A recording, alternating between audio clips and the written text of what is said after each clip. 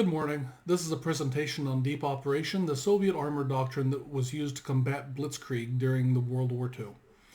There have generally been far fewer misconceptions about Soviet tank and armored warfare development than regarding the developments in Germany. That does not mean the developments in the Soviet Union were any more straightforward. In Germany, a variety of theorists contributed to what would become the doctrine used by the Panzer Corps for the duration of the war, and through a combination of intentional misrepresentation and ego, we've come to remember one of these men as a forefather of German tank warfare rather than as one of the contributors. On the other hand, the Soviet doctrine is generally understood to have a sole progenitor with several follow-on contributors. Despite a less Byzantine origin, the reality is no less difficult to discern as the majority of those who had a hand in Deep Operation fell victim to death by misadventure or were executed as enemies of the state during the purges. Though these men were largely regarded as authors and theorists, there are far fewer works pertaining to Deep Operation than there are expounding on the German theories. Georgi Iserson, the last remaining major contributor to the doctrine that was used against the Germans, has only one available work on the topic, The Evolution of Operational Art, which was written in 1932 and revised in 1936. The remainder of his works on the topic remain classified. After their defeat by Germany in the subsequent Bolshevik Revolution, the new masters in Russia faced similar problems as post-Versailles Treaty Germany where armored forces were concerned. The Russian economy was in shambles, and they were no more capable of producing intricate military technology than was Germany.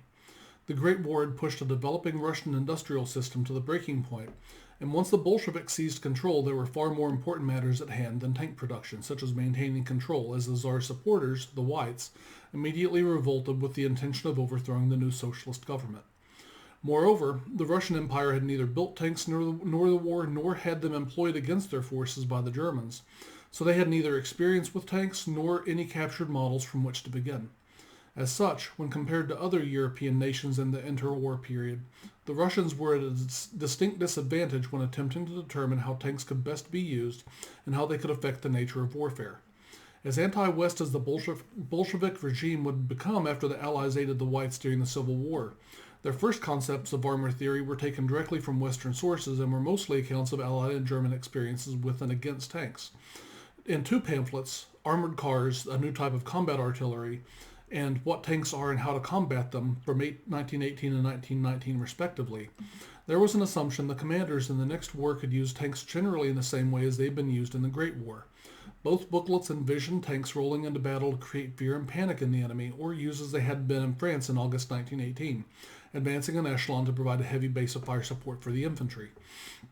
Of course, what the Russians were learning was a thoroughly British method of armor employment, Fuller, Hart, and Martel aside, where the infantry was the main point of attack and the armor was the support weapon. The latter booklet went so far as to emphasize the weaknesses of the tanks, concluding the tank is a machine and, like any machine, easily susceptible to damage. This, of course, being a divergence from the earlier booklet where the author had written, innumerable monsters more than once smashed the stubbornness and fortitude of the German forces' first-class military training and education. This author believed the war was going to be a war where machines would take the forefront. Of course, this was an attitude the British did not necessarily share with the Germans. While the influence of Western ideas on Soviet doctrine may seem somewhat out of place given the context of the new government, which endeavored to define itself as a revolutionary and distinctly anti-Western one, one must understand the first real experience the Russians had with armor was during the Allied intervention on behalf of the Whites in the Russian Civil War. The term Whites itself is somewhat misleading, as this implies there was a united front within the anti-Soviet resistance movement. This was far from the case. Leadership of the various White factions were former Tsarist officers, and they were rarely able to cooperate with each other. This meant the Civil War was fought as a series of uncoordinated attacks rather than a singular resistance. Even the substantial Allied intervention, though it changed the nature of the war, was not enough to win the war for the Whites, but it did convince the Bolsheviks they were surrounded by capitalist enemies that were conspiring to destroy them, a sentiment they would continue to harbor during the interwar years. The intervention changed the nature of the Soviet understanding of armored warfare as well. As part of their commitment to aid the anti-Bolshevik movement, the British sent tanks and tank crews to Russia as part of their aid package. 12 such tanks went to Anton Denikin, a commander in southern Russia. Another 6 went to Nikolai Yudnich, commander of the White Russian Northwestern Army in Estonia. He attempted to use these tanks and his army of less than 20,000 men to capture Petrograd, and despite a well-organized attack where the tanks created great panic in the largely peasant Red Army and night operations were successfully conducted, the offensive was unsuccessful. Several Central Committee members were willing to give up Petrograd. Leon Trotsky was not. He personally organized the city's defenses and armed every able-bodied man and woman. In less than a month, the Red Army in Petrograd had tripled in size, were well supplied, and had prepared an elaborate urban defense strategy. In the face of this opposition and shortage of supplies, Yudenich chose to withdraw. Though the addition of tanks into the anti-Bolshevik forces made little difference in the outcome of the revolution, there persisted a sense of foreboding in the men of the Red Army, a feeling that to fight these machines was useless. Trotsky eventually issued a special decree intended to stop the shameful panic in our ranks which takes place when tanks appear. Trotsky's order had some effect, as did shooting fleeing men as deserters, and at the Battle of Detsko Selo, the Red Army did fight successfully against a small number of tanks, showing those measures had the desired effect. Morale was further bolstered by the appearance of tanks fighting for the Bolsheviks. In 1920, the Whites suffered a series of defeats that allowed the Bolsheviks to capture a number of British tanks. The fall of the tank school at Taganrog gave the Bolsheviks 25 tanks, and the battles near Rostov gave them a further 15. As quickly as the British and French could resupply the Whites, the Bolsheviks captured them. And though many were irreparably damaged, having some in working order meant the Bolsheviks could finally use them to combat the enemy that had built them.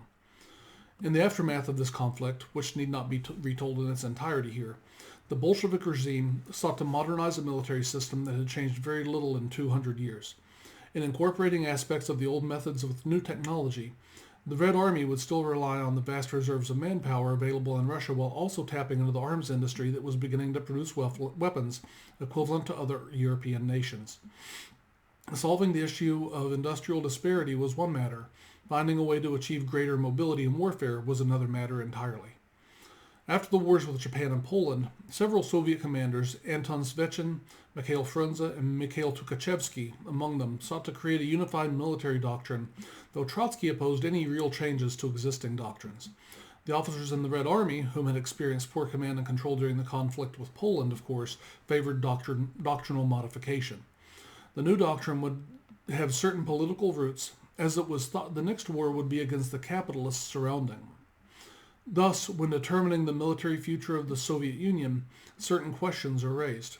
First, would the next war be won in a decisive campaign or through attrition? Second, should the nature of the Red Army be primarily offensive or defensive? Third, would the nature of the conflict be static or would it be determined through maneuver? Fourth, how important would mechanized forces be in the next conflict? These questions, of course, led to heated debate between two factions. Theorists like Svechin believed the next war would be one of attrition similar to the Western Front in the Great War. Tukhachevsky, however, argued a strategy of decisive destruction was most appealing doctrinal method to the Soviets, as they were not industrialized as heavily as the other European nations, and the economy had not yet recovered sufficiently to sustain a war of attrition. By 1928, Tukhachevsky modified his argument to consider that there would be some amount of attrition in the next war, but the size of the Soviet Union would ensure a certain measure of mobility would be possible. Svechin agreed and assumed the first offensives would be fluid, but the war would eventually devolve into one where attrition would be the determining factor. For this to be successful, a strong economy and a heavily indoctrinated populace were required, both of which could outlast a less prepared enemy. As Svechin had been a professor at the Academy of the General Staff since he was removed from his post at the head of the Russian General Staff, he was in a unique position to use his talent as a writer and his knowledge of strategy and theory to create new doctrinal publications. This work, Strategy, became textbook material for all Soviet military schools. In this work, Svechin argued for a theory of alternating offensive and defensive operations and recognized the clear differences between strategy and tactics. He believed the desired outcome of any operation was to direct tactical battles, regardless of the size of the front, to achieve overall strategic targets. Taking Svechin's principles, in 1929, Tukhachevsky, who had served in the Red Army from 1925 to 1928 as chief of staff, came together with Vladimir Triandafilov to lay out concise doctrine based on the concepts formed by Svechin. Triandafilov had already written about his perceptions of Svechin's theories, and when the pair came together, the result was a profound 1933 work, Provisional Instructions for Organizing the Deep Battle. In this manual, the phrase deep operation was first mentioned. The doctrine was heavily oriented toward the offense, a concept Tukhachevsky was intimately familiar with. In 1920, Tukhachevsky commanded the Soviet invasion of Poland. Once he gave the order to advance, he began a relentless drive westward regardless of supply lines and attrition, in a move similar to what Germany would exploit in 1940. Deep battle thrived on the simultaneous maneuver of not just individual battalions, brigades, or divisions, but of multiple Red Army fronts. To clarify, a Soviet front consisted of 3 to 5 armies, and each army was generally composed of 80,000 or more men. In these maneuvers, the intent was not to achieve success through a single operation, but through a succession of operations conducted in rapid succession or jointly, which would result in massive failure of the enemy's defensive network. Each operation was a feint designed to prevent the enemy from determining the actual objective, and in doing so it rendered the enemy unable to deploy the reserves to bolster a specific point. Through this series of feints, the Red Army could overrun large sections of the enemy's territory before even launching the attack on the strategic objective. Further, while each operation was part of the larger ruse, they had strategic goals as well, and each one of these ruse operations could be proved to be the actual decisive assault on the strategic objective. Though this doctrine seems overtly offensive, it was exceptionally proficient on the defense as well. The defensive operations of deep battle determined crucial strategic targets and protected them from attack from all directions. In doing so, the target area was overlain with tactical and operational zones. In the tactical zones, those forward of the objective would be employing infantry and artillery. The outermost sections of the forward defenses would be extensively mined, and each tactical zone would have multiple defensive lines in succession, generally starting 12 kilometers or more from the defended objective, extending out to upwards of 25 to 50 kilometers. At the tactical zone 1 to 3 kilometers from the defended objective, the bulk of the Red Army forces would wait to counterattack. In this defense in depth, the Red Army would weaken the enemy as they breached not once but several times, resulting in their inability to continue the offensive well before the objective was reached. Once the enemy was decisively engaged, the fresh reserves, a combination of infantry, tanks, and tactical air support, would maneuver from the tactical zones and engage the beleaguered enemy with strikes on its flanks and drive it from the tactical zone or destroy it outright. Such was Tukhachevsky's doctrinal theory, and as sound as it was, a later theorist improved the doctrine greatly. Georgy Iserson was a law student when he was conscripted into the Red Army in 1917. But as Russia swiftly collapsed, Iserson's military career was initially brief. A month shy of his 20th birthday, he volunteered for the Workers' and Peasants' Red Army, and while briefly interned in East Prussia during the Russo-Polish War, after his release, he began his studies at the General Staff Academy in earnest. After Triandafilov's untimely death in an airplane crash in 1931, Iserson continued in Triandafilov's theoretical footsteps. He was aware of Triandafilov's work, The Nature of Operations of Modern Armies, a work predating his collaboration with Tukhachevsky, and in 1932 Iserson became the head of the Department of Operations at the Frunze Academy, and during this time wrote The Evolution of Operational Art. In this work, Iserson sought not only to extend the theories developed by Tukhachevsky and Triandafilov, but to elaborate on theories he developed independently. Iserson focused much of his attention on depth and the role it played in decisive battle. Iserson believed strategy had evolved after a Napoleonic decisive battle strategy and beyond the linear strategies of von Moltke. A singular front had removed the potential for maneuver in the Great War, thus removing the ability to effectively flank, and existing military doctrines were challenged to discern new methods of breaching out an echelon defense. As Iserson wrote, a modern operation must not constitute a one-act operation. Under present conditions, we must not refer to a series of successive operations, but to a series of successive strategic effort, and to a series of separate campaigns in a single war.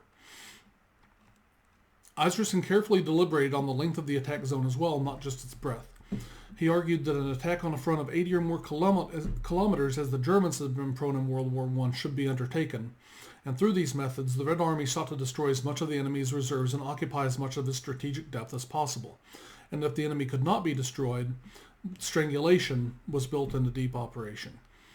The outcome of the war would be won not through the physical destruction of the opponent, but rather through a succession of developing maneuvers that will aim at inducing him to see his ability to comply further with his operational goals. There's generally a misconception that blitzkrieg and deep operation were similar concepts. While it's both true that both doctrines relied heavily on mobile warfare, mechanized maneuver, and were offensively oriented, the similarities ended there. First, as it has been noted, the term blitzkrieg never officially defined a coherent doctrinal strategy. Deep operation was formally expressed in the Red Army's Field Regulations of 1929. The blitzkrieg tactics of German doctrine focused on a single debilitating strike at the Schwerpunkt to defeat their enemies. Deep operation required multiple breakthroughs and strategic reserves to overwhelm the enemy's defenses. Lastly, the strategic realities of both Germany and the Soviet Union dictated the prevailing military doctrine. In Germany, as there was a well-established military tradition built around Vernichtungsgedanke, no doctrine not incorporating these principles was likely to be accepted by the very traditional German military leadership. On the other hand, as Russia had no experience with tanks and was in the process not only of revitalizing its economy and modernizing its industrial complex, but also emerging from a personality change as well, theorists were free to take their limited experience with tanks in the Soviet Civil War and determine the best path forward for sound and strategic tactical operations. Germany had a smaller population but a much higher quality army, where the Soviets, of course, had a much larger population but a relatively poor army. Thus, where the Germans believed a highly trained but small and highly maneuverable army was sufficient, the Soviet Union had the manpower to simply flood a defender with men or create tens of miles of resistance in the defense. Each doctrine had inherent strengths and weaknesses, and each doctrine inherently described the nation from which it had come.